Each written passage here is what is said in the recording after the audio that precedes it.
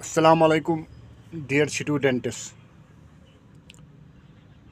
जैसे कि आपको मालूम है कि सेकंड सेम का एग्ज़ाम चल रहा है आजकल, तो बहुत सारे स्टूडेंट्स ने मुझे इंसिस्ट किया है कुछ लेक्चर्स बनाने के लिए।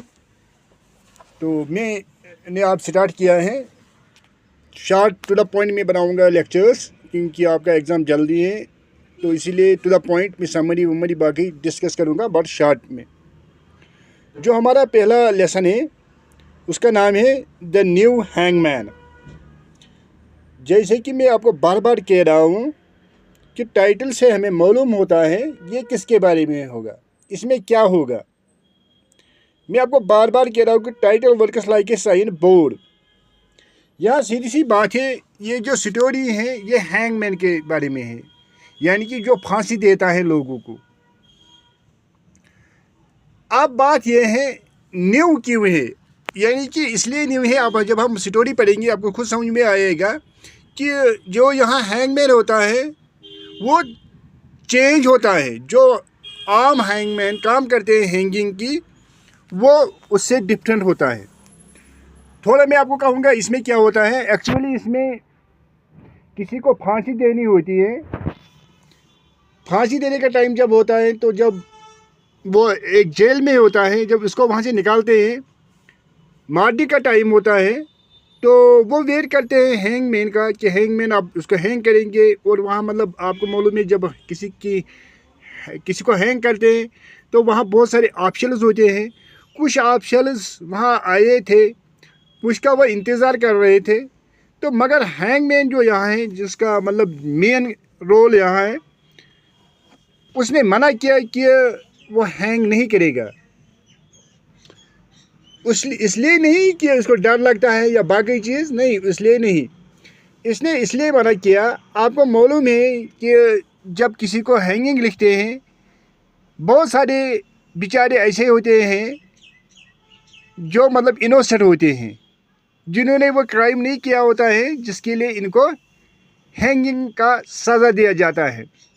उसने यही सोच के डिसीजन लिया है कि वो हैंगिंग नहीं करेगा।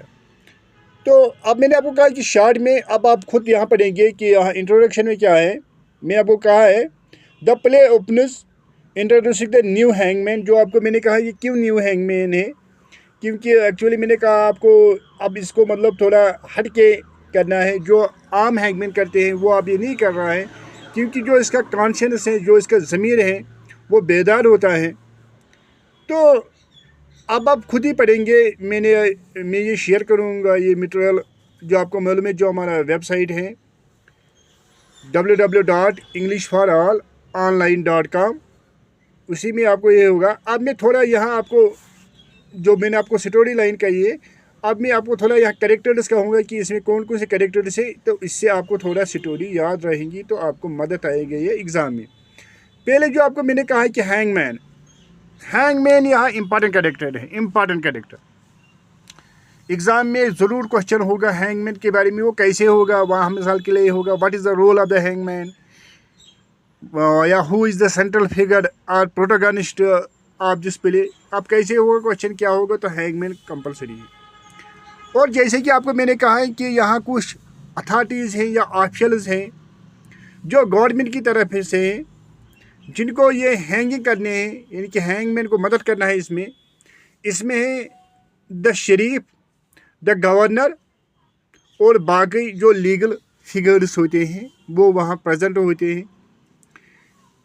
इसी तरह आपको मैंने कहा है कि जो प्रिजनर है, जो कंडेम्ड मैन है बेचारा, जिसको उन्होंने टाइम रखा है हैंगिंग का, तो वो है। और बाकी भी यहाँ अटेंडेंट्स हैं या विटनेस हैं। आपने देखा होगा जब किसी की फांसी होती है, वहाँ लोग देखते हैं, बाहर देखते हैं, तो वो होते हैं। और आपको एक चीज़ याद रखना है कि ये जो है हैंगिंग होती है, यानी कि ये कहाँ होती है, यानी कि एक चैम्बर में या एक प्रिजन में, वहीं उन्होंने एक अलग मतलब एक जगह बनाई है जहाँ वो हैंग करते हैं। अब आप कहेंगे सर क्वेश्चंस कैसे पूछेंगे। जैसे आपको मैंने कहा है कि हैंगमैन कंपलसरी है इसका कैरेक्टर, और यहाँ टाइटल भी वो पूछ सकते हैं, इज़ इट टाइटल अप्रोप्रिएट, या वो कहेंगे ऐसी कि जो जस्टिस मतलब इंसान को नहीं मिलता है, या इसका थीम क्या है, इस लेसन का थीम क्या है। इसका थीम यही है कि यहाँ इस दुनिया में ज़्यादातर जस्टिस नहीं मिलता है, यानी कि जो रूल्स एंड रेगुलेशंस हैं मतलब वो ठीक तरह से फॉलो नहीं किए जाते हैं। तो मुझे लगता है इतना काफ़ी है, क्योंकि आपका एग्ज़ाम जल्दी है। मैंने सोचा कि थोड़ा थोड़ा आपको क्रैकल्स देंगे शॉर्ट में, तो I think that this is sufficient and I will try to upload another lectures also. Thank you. I hope that you will get this upon our this website, जिसका आपको नाम मालूम है www.englishforallonline.com। ये वहीं होगा, तो आप इसको पढ़ेंगे तो आपको खुद समझ में आएगा। Thank you.